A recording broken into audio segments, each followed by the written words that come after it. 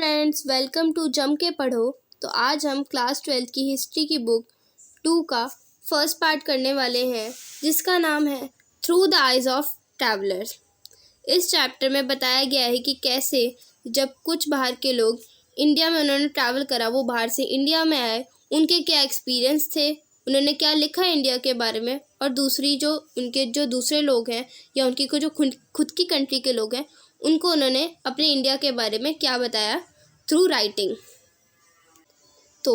Introduction में बताया गया है कि कैसे women and man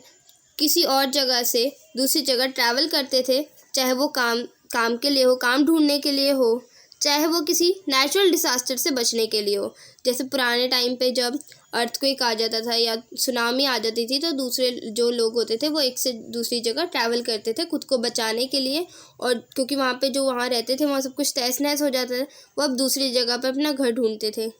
as a traders भी करते थे, काम के सिलसिले में भी करते थे, और सोल्जर्स होते थे, उनका ट्रांसफ़र हो जाता था कहीं पे, तो वो लोग वहाँ चले जाते थे। प्रीस्ट करते थे, चाहे वो किसी रिलीजियस तौर पे करते हों। पिलग्रिम्स होते थे, और कई लोग तो ऐसे भी थे जिनको बस एडवेंचर करना था, तो वो अपनी जगह छोड़ के निकल जाते थे ताकि वो कहीं और जाके वहाँ के कल्चर के बारे में जान सकें, वहाँ के रिलीजन के बारे में जान सकें और कस्टम के बारे में जान सकें। और जब वो लोग कहीं और जाते थे तब उन्हें बहुत सारी कंट्रीज़ का बहुत डिफरेंट कल्चर देखने को मिलता था। वहाँ का इन्वायरमेंट बहुत अलग होता था, जहाँ की कस्टम अलग होते थे, लैंग्वेजेस अलग होती थी, बिलीफ अलग होते थे वहाँ पे, और सब मानते भी अलग अलग थे और उनकी प्रैक्टिसेस भी अलग होती थी। जैसे हम एग्जांपल लगा सकते हैं कि जब फॉरेन लोग इंडिया आते हैं, वो इंडिया के कल्चर को देख के बहुत अट्रैक्ट होते हैं कि कैसे इंडिया में बहुत सारे कल्चर फॉलो करे जाते हैं, चाहे वो हिंदुज़म हो, सिखिज़म हो या फिर मुस्लिम हो, और भी कई सारे रिलीजन हैं, उनको यहाँ पे फॉलो करा जाता है। उनका कल्चर क्या होता है, उनकी वेडिंग्स कैसे होती है, उनके फेस्टिवल क्या क्या होते हैं, उनके फेस्टिवल का जो कस्टम है वो क्या क्या होता है, और इंडिया में लैंग्वेजेस कितनी सारी है, वो अट्रैक्ट होते हैं उस चीज़ से। तो वैसे ही जो बाहर के जो वहाँ के जो लोग हैं एक दूसरी कंट्री में जाते थे, वहाँ के इन्वायरमेंट को हंट करते थे और देखते थे कि यहाँ कितना डिफरेंट है। कई लोग तो होते थे उस डिफरेंस में ढल जाते थे या फिर खुद को अडेप्ट कर लेते थे, उस कल्चर में मिल जाते थे। कुछ होते थे जो उसको नोटिस करते थे और लिखना शुरू कर देते थे, उसके बारे में रिकॉर्ड बनाते थे और उसको अपनी याद, जो भी उनकी यादें होती हैं, उसको एक बुक में ऐसे संभाल लेते थे। और हमें इस चैप्टर को देख के ये तो पता लगता है कि जो वुमेन होती है वो ट्रैवल करती थी, पर ये उनके जो रिकॉर्ड होते हैं, उनके लिखे हुए जो प्रैक्टिकली हमें कोई प्रूफ नहीं मिलता कि उन्होंने क्या लिखा है। हमें बस इतना पता है कि वुमेन ट्रैवल तो करती थी उस टाइम पे। और उसके बाद हम आगे चलते हैं तो हमें पता लगता है कि कैसे वो लोग, जो बाहर के जो लोग होते थे, वो एक कंट्री के बारे में क्या क्या लिखते थे। वहाँ के सब्जेक्टिव मैटर लिखते थे वो, जो कोर्ट के, क्योंकि उस टाइम पे जो ये बात है 10th से लेके 17th सेंचुरी की, उस टाइम पे इंडिया में या और भी कई सारी कंट्री में रूलर्स होते थे, राजाओं का शासन चलता था। तो बताया गया कि कैसे जो राजा का जो कोर्ट होता है, वहाँ के अफेयर्स क्या क्या थे, उनके रूल्स क्या क्या थे, उस देश के या प्रदेश के उसके क्या क्या रूल्स थे, और कौन से रिलीजियस वहाँ पे फॉलो करे जाते थे, उनके रिलीजियस इशू क्या थे, और उनके जो आर्किटेक्चरल फीचर्स होते हैं वो क्या थे, और मॉन्यूमेंट्स क्या थे और किन्होंने बनवाए थे। जैसे इसमें बताया गया कि जो मोस्ट इम्पॉर्टेंट डिस्क्रिप्शन जो हम 7th चैप्टर में पढ़ेंगे वो है विजयनगर के बारे में। इम्पॉर्टेंट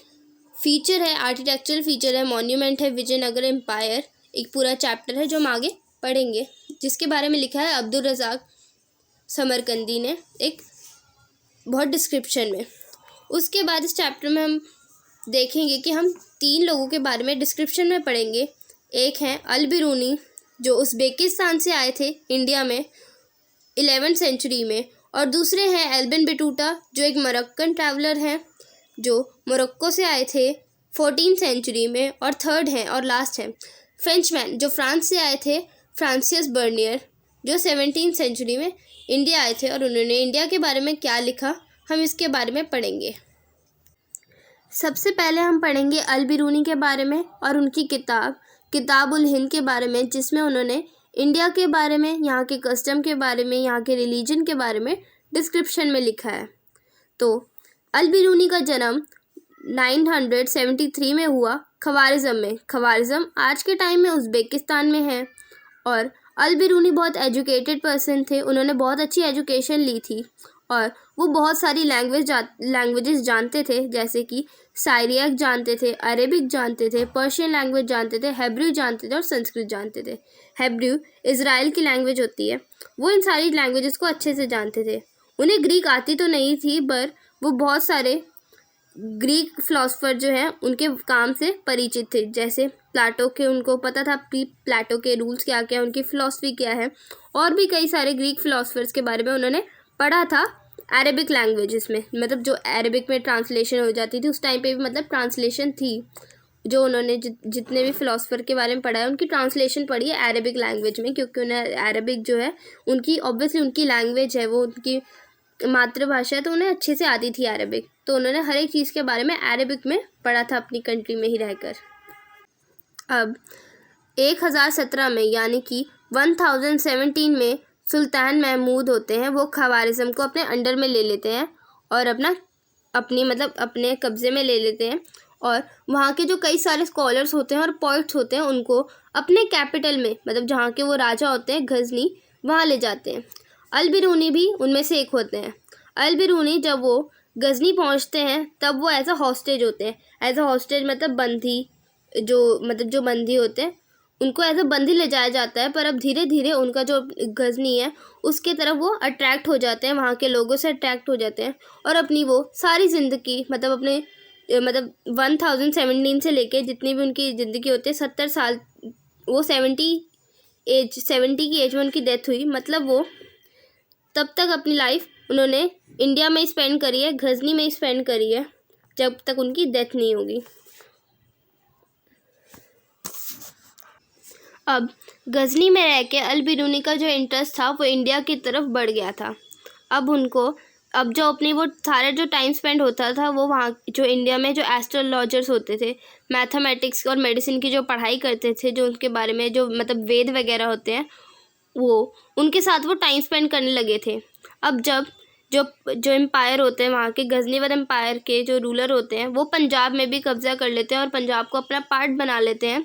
तो वो जो उनके लोकल पॉपुलेशन होती है पंजाब की, उनसे वो कांटेक्ट में आते हैं, जो उनको एक अलग इन्वायरमेंट में, म्यूचुअल ट्रस्ट और अंडरस्टैंडिंग इन्वायरमेंट में, जब हम भी कहीं बाहर जाते हैं और हम अपने बहुत सारे डिफरेंट लोग होते हैं, जब हम उनसे कांटेक्ट बढ़ जाता है, हमारा उनसे बातचीत बढ़ जाती है, तब हम उनके साथ कंफर्टेबल हो जाते हैं और उनकी चीज़ों को समझने लगते हैं, उनके इन्वायरमेंट को समझने लगते हैं, उनके फीचर्स को समझने लगते हैं। तो वैसे ही उनके साथ भी, अल बिरूनी के साथ भी हुआ। उन्होंने अपनी जो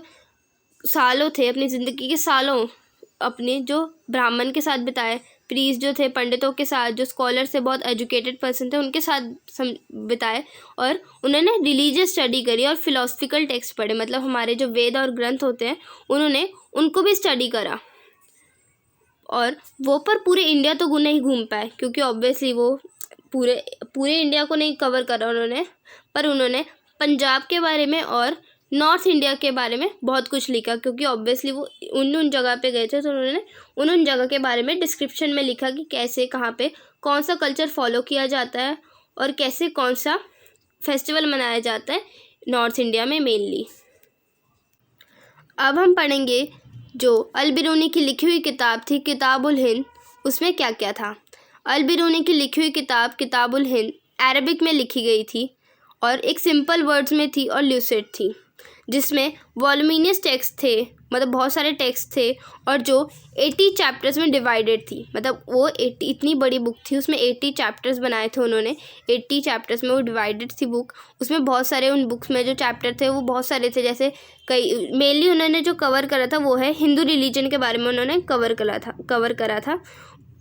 उस सब्जेक्ट में उन्होंने लिखा फ़िलासफ़ी के बारे में, फेस्टिवल क्या क्या मनाए जाते हैं, यहाँ की एस्ट्रोनॉमी क्या है,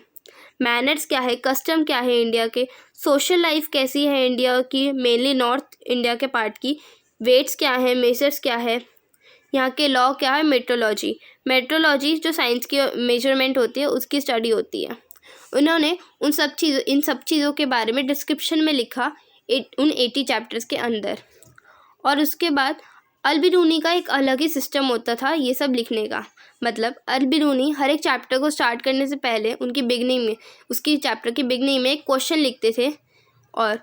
उसका एक डिस्क्रिप्शन में एक आंसर लिखते थे जो संस्कृत ट्रेडिशन से वो लेते थे। उसका कंपैरिजन अब वो दूसरे कल्चर्स के साथ भी करते थे। मतलब वो इंडिया के बारे में लिखते थे और उसका कंपैरिजन चाहे वो अपनी कंट्री हो या किसी और कल्चर जो उन्होंने देखा हो उससे कंपेयर करते थे कि कौन सा क्या है, कैसे उसका कल्चर है।